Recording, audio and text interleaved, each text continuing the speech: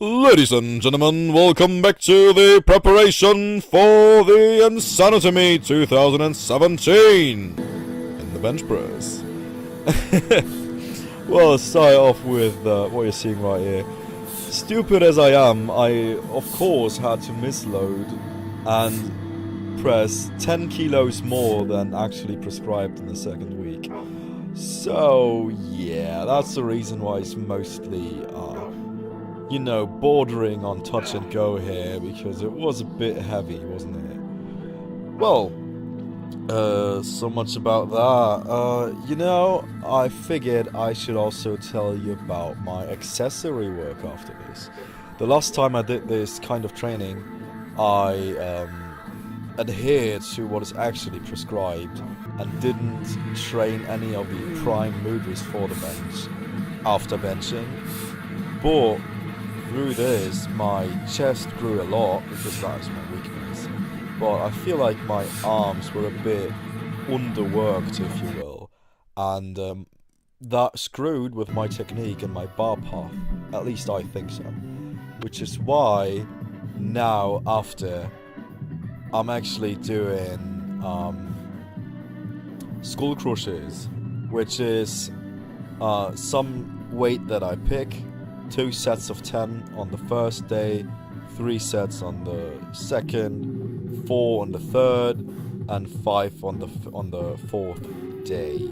And for the next week, I just increase the weight, start with 2 sets again. It's absolutely and entirely arbitrary. I'm just trying it out. It's just an idea, because the first time I benched around 130. I had rather big arms but no chest. The second time around, using this system, I had a lot more chest but smaller arms. So I figured, if I bring the two together, maybe that's the sweet spot. We'll try it out. And what I also do after skull crushes is just one set, just to do it a bit, of pull-ups. Bent over rear delts and seated dumbbell power cleans, just so the entire upper body at least gets some kind of work. It's not that important. The benching is the most important part, of course, but I'm doing it to shape the program a bit more, if you will, to what I think I need. Well, again, talked over the whole thing. Now let's see. Yeah, not really sure what to tell you about these. As I said before, this was almost 2 months ago, so it's not really fresh in my memory.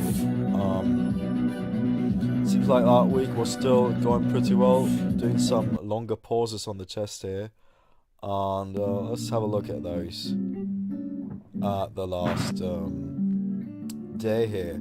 So yeah, you know what, about the daily maximums, usually you would go by feel and try to see what weight still moves well and what doesn't. For me, as I use it at the moment, it's a bit like I try to do at least 15 kilos more than I'm gonna do later in the working sets, because I found that they feel a lot lighter if I do it this way. So it's just another thing that I do now, the way I do it, and we'll see if I can reap the benefits. And that's about it for this week. See you next time.